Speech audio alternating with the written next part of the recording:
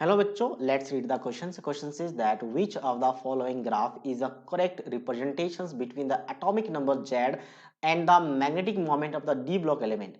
Outer electronic configuration is given n-1 dx and ns 1 to 2. So basically क्या हम मान लेते हैं, 3D सीरीज को मान लेते हैं. तो 3D सीरीज में स्टार्ट होता है किससे? आपका SC से. ठीक है, SC फिर T, TI, फिर V, TIV, फिर क्रो, फिर मन. ठीक है, MN. MN के बाद क्या आ जाता है आपका? फी, FeCO, फीकोनी एंड सूजन. कुछ इस तरीके से लिखा जाता है. एनिमोनी में याद करने का टीवी, क्रोमन, फीकोनी, सूजन. एटॉमिक नंबर की बात करें तो एटॉमिक नंबर स्टार्ट होता है यहाँ पे 21 से. 21, 22, 23, 24, फिर आपका 5 आ जाएगा, 6 आ जाएगा, 7 आ जाएगा, 8, 9 एंड 10. अब डायरेक्टली एटॉमिक नंबर और मैग्नेटिक मोमेंट में कोई रिलेशन नहीं है. मैग्नेटिक मोमेंट का फॉर्मूला होता है under root of n into n plus two, और ये होता है बोहर मैग्नेट्रॉन में, BM में लिखा जाता है यूनिट.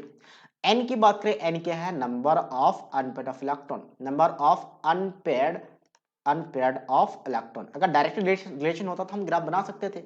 तो अब इसके लिए अनपेयर्ड इलेक्ट्रॉन चेक करने पड़ेंगे. जैसे मैं बात करूं 21 का, तो इलेक्ट्रॉनिक कॉन्फिगरेशन इनका सभी का कैसे लिखते हैं? पहले लिखा जाता है आर्गन. आर्गन के बाद 4s2, ये सब में फिक्स है. हालांकि कुछ एब्स्ट्रैक्शन उसकी भी बात करेंगे. तो ये फिक्स है तो इसको हम लिख लेते हैं कि आर्गन तो सबसे फिक्स में, आर्गन याद रखें सब में फिक्स है. अब इसकी बात करें, यहाँ पे क्या लिखा जाता है? 3d1 4s, यहाँ पे 4s2, 3d2 4s2, फिर 3d3, फिर क्या आ जाएगा? 4s2. यहाँ पे ऑब्सेक्शन है, 3d4 और 4s2 होना चाहिए, बट 3d5 4s1 आ जाता है. स्टेबिलिटी गेन करने के लिए ऑब्सेक्शन रहता है यहाँ पे. नेक्स्ट हम बात करते हैं तो 3d5 रहेगा, क्योंकि अब फिर s ऑर्बिटल फुल हो जाएगा. 3d5 एंड 4s2, फिर 3d6, और यहाँ पे क्या आ जाएगा? 4s2, फिर 3d7 आ जाएगा. यहां तक लिख लेते हैं. यहाँ पे आपके पास 3d8, चलो इसको आप एक क्यों छोड़ना है, इसको लिख देते हैं 3d7 4s2, और फिर 3d8 4s2, एंड देन फिर सबसेक्शन आता है 3d10 and 4s1 and 3d10 4s2. अब नंबर ऑफ अनपेयर्ड इलेक्ट्रॉन की बात करते हैं तो यहाँ पे कितने अनपेयर्ड इलेक्ट्रॉन्स हैं? तो यहाँ पे एक ही अनपेयर्ड इलेक्ट्रॉन है, तो यहाँ पे 1 रखेंगे. यहाँ पे 2 अनपेयर्ड इलेक्ट्रॉन है, यहाँ पे 3 है, यहाँ पे 6 हो चुका है. Number of unpaired electron 6. मतलब number of unpaired electron increase हो रहा है तो मैग्नेटिक मोमेंट भी इंक्रीज करेगा. तो यहाँ तक इंक्रीज किया कितने? 1, फिर यहाँ पे 2, यहाँ पे 3, और 3 के बाद डायरेक्टली यहाँ पे क्या आ गया? 6 आ गया.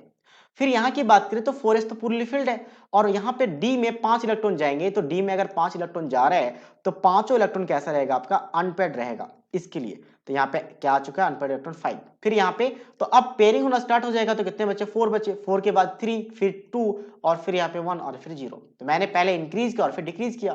तो ऐसा ग्राफ कहाँ पे दिख रहा है? ऐसा ग्राफ आपको ऑप्शन डी में दिख रहा है कि आपका एटॉमिक नंबर बढ़ने पे मैग्नेटिक मोमेंट पहले इंक्रीज किया फिर डिक्रीज किया, क्योंकि आपका नंबर ऑफ अनपेयर्ड इलेक्ट्रॉन पहले इंक्रीज किया फिर डिक्रीज किया. तो वैसे मैग्नेटिक मोमेंट भी पहले इंक्रीज करेगा फिर डिक्रीज करेगा. तो option D is the right answer of this question. So I hope you understood it well.